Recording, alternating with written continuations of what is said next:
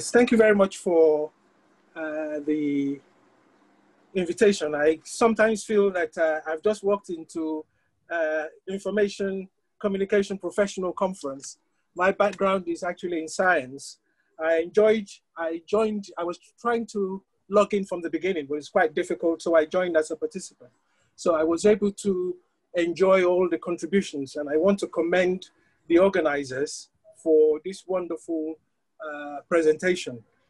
Professor Jabode, the keynote speaker, said it all, and I enjoyed the contributions from all the other participants in relation to the issues being raised. I think, as I said, as a participant, what I've learned a lot from the contributions, and as I said, as the Vice Chancellor in Abeokuta, my main points as a non-professional is to look at it as an administrator, and also to make one or 2 points. I think the contributions from Mr. Joseph and Mr. Kubali and Gugochukwu, quite clear, linked it with a wider struggle in Africa. And one of the things that is quite clear in all this riots, protests, is the issue of injustice, that there is clearly an injustice that leads to those kind of uprising.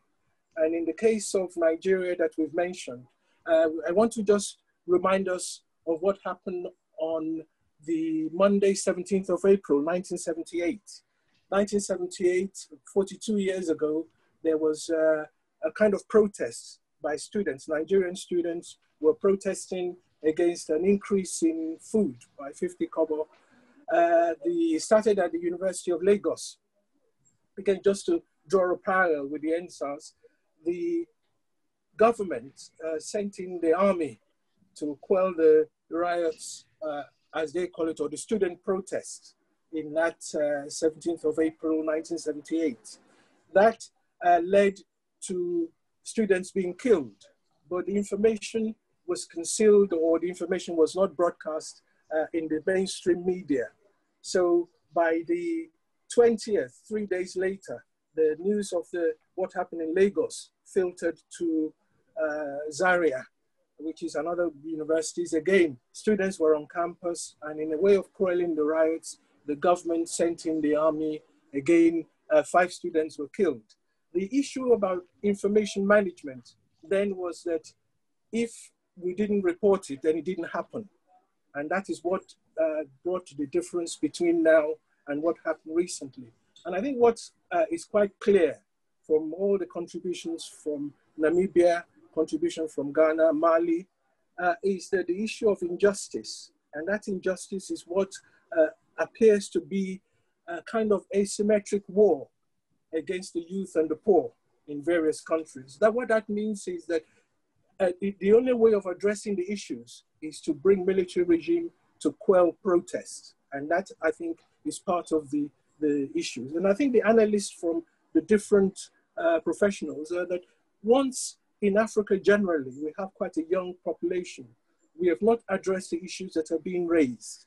Specifically in the case of Nigeria, Nigeria has the largest number of children out of school. 20% of children out of school are in Nigeria. That's 13 million.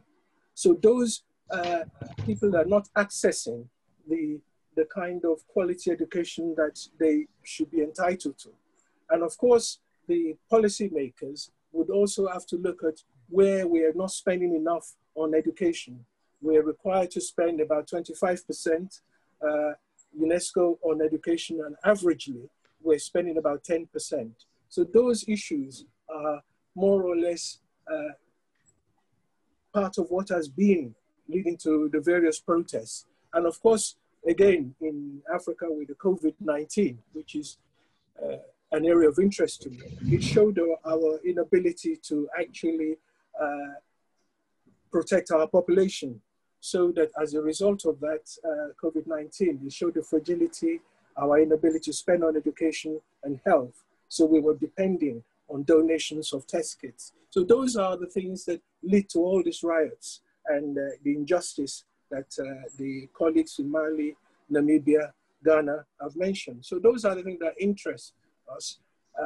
But as I said, I can only speak on a personal level. We are very proud to have been the organizers or part contributor to this very wonderful evening. I want to thank our staff, Dr. Kola Additional, Mr. Jamiu, and all the people that have contributed. I think you need to have that space. And I think the kind of discourse that we've had with Abeokuta, I'm glad that Professor, the keynote speaker, mentioned the Abeokuta riot. The Abeokuta riot and the Aba riots, as they were protests against injustice. And it's that injustice that is also behind the NSAS and various other Arab uprisings. That if you don't look at the cause of it, managing the news subsequently is almost like a futile exercise. So that's why I want to thank the contributors. I want to thank the collaborators for making this discourse an opportunity for a wider audience to look at the issues that we face on this continent and to look at how we can make things better. I think you have to address the inequality and injustice. Thank you very much.